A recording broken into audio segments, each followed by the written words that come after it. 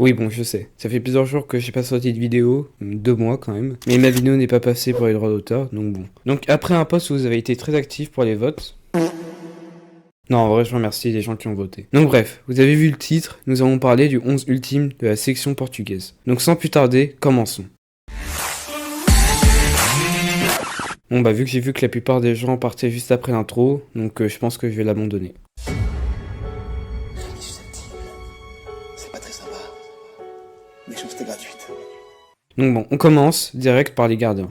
Mais avant tout, je tiens à préciser que même si ce concept il existe depuis longtemps, elle reprend en partie celle du youtubeur Alex de Castro avec ses 11 légendes de championnat, à l'exception que je fais mon 11 all-time. Alors que ce dernier ne compte que le 21e siècle, même si dans cette vidéo, je privilégierai des joueurs assez récents.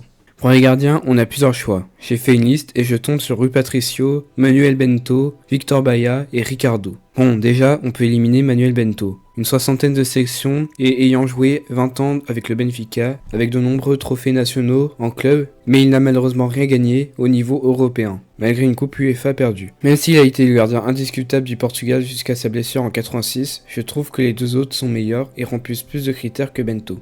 Il nous reste donc 3 joueurs et ce sera Ricardo qui sera le prochain éliminé. Même s'il a réussi à gagner les 3 trophées au Portugal, donc le championnat, la coupe et la supercoupe avec Boavista, son palmarès est assez vide avec 2 finales perdues avec le Sporting et le Portugal en 2004, et de plus il a tenu moins longtemps au haut niveau que les deux autres. Il reste donc ces deux joueurs. C'est dur d'un côté car on a Patricio avec 2 trophées en sélection et en étant pour moi et pour beaucoup de personnes l'homme du match de la finale de l'Euro 2016 et avec plus de 100 matchs en sélection. Et de l'autre côté, on a Victor Baía, légende de Porto, avec un exploit en 2004 avec ce même club en Ligue des Champions. Donc vu comme ça, le choix semble évident, mais le problème c'est qu'en sélection, son dernier match remonte jusqu'à 2002. Et le sélectionneur ne l'a plus jamais appelé, étant préféré à Ricardo. Donc c'est pour ça que le choix est difficile, mais je garde quand même ce dernier, car en club, il est au-dessus, et est quand même le gardien le plus titré de l'histoire. Pour le latéral droit, on a Miguel, Paulo Ferreira et Pinto. Et pour Cancelo, je le garde pour le poste de latéral gauche. Et bon, on va direct éliminer Miguel, je pense que je n'ai pas besoin de justifier ce choix. Pour Paulo Ferreira, il a gagné 2 fois la C1 et 1 fois la C2, mais également plein d'autres trophées avec Chelsea et Porto.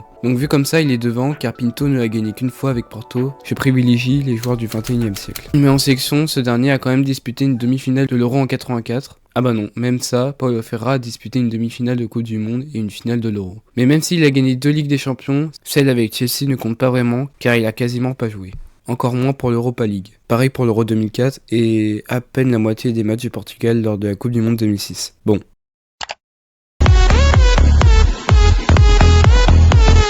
Pour la défense centrale, on retrouve Ruben Dias, Fernando Couto, Pepe, Carvalho, Bruno Alves et Jorge Costa. Et pour commencer, je choisirai Ruben Dias. Avec certains talents exceptionnels et une Ligue des Champions, malheureusement, il est trop jeune comparé aux autres pour leur passer devant. Dans quelques années, il pourra faire partie de cette liste, mais pas maintenant. De même pour Bruno Alves, malgré un Euro, mais il n'a rien remporté à l'échelle internationale en club. Et le prochain éliminé, c'est Jorge Costa. Malgré une coupe de l'UEFA et une Ligue des Champions, il n'a disputé que très peu de matchs en sélection, mais son meilleur club auquel il a pu jouer, c'est Porto. Alors oui, c'est un des meilleurs clubs portugais, mais ça reste en dessous des 3 autres, et puis je pense que ces derniers sont intrinsèquement des meilleurs défenseurs que lui. Il nous reste donc Fernando Couto, Pepe et Ricardo Carvalho. Déjà, je mets directement Pepe, je pense pas prendre trop de risques si je dis que c'est le meilleur défenseur de l'histoire de la sélection portugaise. C'est pour ça qu'il se retrouve dans cette liste. Pour le deuxième défenseur, c'est plus compliqué. D'un côté, on a Carvalho, vainqueur de la Ligue des Champions avec Porto, mais aussi d'une finale perdue dans cette même compétition avec Chelsea, et de 6 championnats gagnés avec également ces 2 clubs. Avec sa sélection, il a joué 89 matchs pour au total 1 Euro et une finale en 2004. Quant à Fernando Couto, il n'a jamais gagné la Ligue des Champions, mais a gagné plein de trophées nationaux avec Porto, en Italie avec Parme et la Lazio, mais surtout le FC Barcelone. Cependant, avec le Portugal, son palmarès est vide malgré une Coupe du Monde des moins de 20 ans. Donc celui qui accompagne Pepe en défense sera Ricardo Carvalho. Pour le latéral gauche, le choix est plus large que le côté droit avec du coup Cancelo, Guerreiro, Fabio Coentrao et Augusto Inacio. Bon déjà, j'élimine ce dernier. Malgré une C1 en 87 avec Porto et des championnats portugais avec ce même club et le Sporting, il n'a jamais tenté de partir du Portugal pour un autre club à l'étranger. De plus, il n'a rien gagné avec sa sélection. Pour le prochain, c'est sûrement le plus talentueux des deux autres, mais ça sera Cancelo. Même s'il a gagné de nombreux trophées avec City, la Ligue des Champions avec ce dernier ne compte pas vraiment car il était à ce moment-là prêté au Bayern. Alors que Coentrao l'a gagné 2 fois avec le Real Madrid et même si Guerreiro ne l'a jamais gagné, il a cependant gagné l'Euro et la Ligue des Nations avec sa sélection. contrairement à Cancelo, qui n'a gagné que la Ligue des Nations, et puis contrairement aux deux autres, il a été moins décisif dans les grands matchs que les deux autres. Il nous reste Fabio Coentrão et Rafael Guerreiro. Pour Coentrão, on compte 5 trophées avec le Benfica, et encore plus avec le Real, dans 2 Ligues des Champions, même si celle de 2017 ne compte pas vraiment, car il a joué moins de 5 matchs lors de cette saison, et seulement 2 en C1. Et pour Guerreiro, il a malheureusement fini 3 fois vice-champion de la Bundesliga avec Dortmund, mais a quand même remporté 3 trophées en Allemagne avec cette même équipe.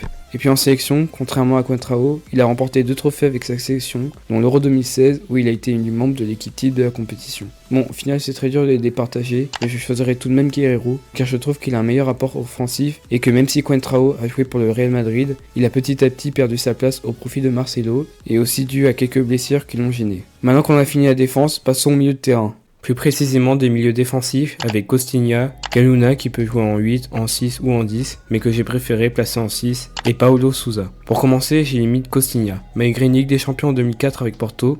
Après cet exploit, il a eu du mal à enchaîner les matchs avec plus de 30 matchs entre 2005 et 2010. Et son palmarès est moins impressionnant que les deux autres. Pour Sousa, il a gagné 2 fois d'affilée la Ligue des Champions avec la Juventus et Dortmund. Pareil pour Coluna, mais avec un club, le Benfica, club où il a également perdu 3 fois la finale de la Coupe d'Europe des clubs champions. Aujourd'hui donc la Ligue des Champions. Mais surtout vainqueur de 10 championnats avec le club portugais. De plus, les deux n'ont remporté aucun trophée avec leur sélection, même si Coluna et son équipe ont fini 3ème lors de la Coupe du Monde 66. Et que Sousa a fini aussi en demi-finale, cette fois-ci pour l'Euro 2000. Le choix se portera donc sur Mario Coluna. Pour les postes de numéro 8 et de 10, on a énormément de personnes, que ce soit João Moutinho, Deco, Chalana, Bernardo Silva, Maniche et Rui Costa. Pour les premiers éliminés, il y aura tout d'abord Chalana, même s'il a été élu meilleur joueur portugais en 76 et 84. Il ne compte moins de 30 matchs avec sa sélection, et malgré tout ce qu'il a pu montrer avec Benfica, il n'a pas su confirmer en France avec Bordeaux, dû aussi à ses nombreuses blessures. Le prochain qui rejoint Chalana, c'est Maniche. Malgré encore une fois une Ligue des Champions en 2004 avec Porto, il n'a pas su confirmer dans d'autres clubs comme Inter ou Chelsea.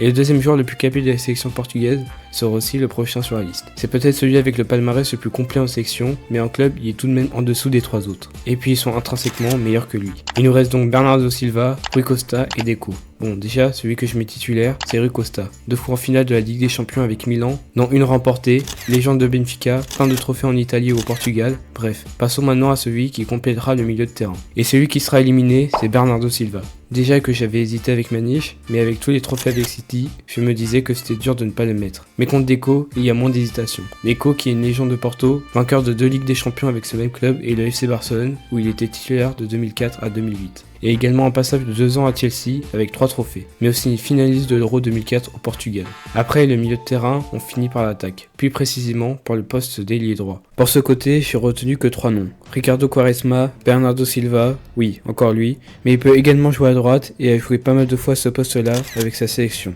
Et pour terminer, on retrouve Luis Figo. Mais bon, pas besoin de faire durer le peu de suspense qu'il y a, car ce sera le Ballon d'Or 2000, Luis Figo, qui sera choisi pour le poste d'ailier droit. Malgré le talent de Quaresma, je pense qu'il est logique de choisir un ancien madrilène. Et barcelonais, mais ça c'est encore autre chose. Pour l'ailier gauche, on a...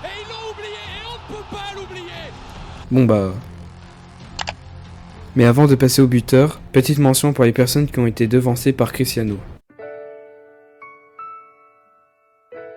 Bref, passons au numéro 9 avec Nuno Gomes, Eusebio, Paoletta et Nene. Mais pour ce poste, je vais commencer par éliminer ce dernier. Malgré de nombreux trophées nationaux avec Benfica, il n'a rien prouvé à l'échelle européenne et ne possède aucun trophée ou parcours marquant avec le Portugal. Et il a également marqué moins de buts que eux en sélection. Et pour les deux restants, ce sera Paoletta et Eusebio. C'est donc Nuno Gomes qui sera éliminé. Il a marqué moins de buts que les deux en club comme en section et possède un palmarès moins impressionnant que ce soit collectif ou individuel. Et celui qui complétera ce 11 légendes du Portugal sera Eusebio. Alors oui, c'est un peu contradictoire car j'avais dit au début de vidéo que je privilégiais les joueurs récents, mais le palmarès de Eusebio est au-dessus avec une Coupe d'Europe des clubs champions et avec 3 finales perdues. Mais aussi de 11 championnats avec Benfica. Alors que même si Paoletta a marqué plus de buts en sélection que Eusebio, ce dernier possède un meilleur ratio et que contrairement à Paoletta, Eusebio était présent lors des grands moments comme pour la Coupe du Monde 66 où le Portugal avait fini 3ème avec 9 buts de Eusebio pendant la compétition. Alors que pour Paoletta, il a eu 0 but pour l'Euro 2000, préféré à Nuno Gomes, pareil pour l'Euro 2004 et seulement 1 but lors de la Coupe du Monde 2006. C'est donc Eusebio qui sort vainqueur de ce duel. Bon, quand je revois la compo, je changerai juste pour mettre Coluna et Deco en 8 et Rui Costa en 10, mais sinon j'aurais plus de place pour mettre Eusebio sur l'image. Mais juste tenez compte que Rui Costa est en 10 et Coluna et Deco sont en 8. Et donc bref, je vous remercie d'avoir regardé la vidéo jusqu'au bout.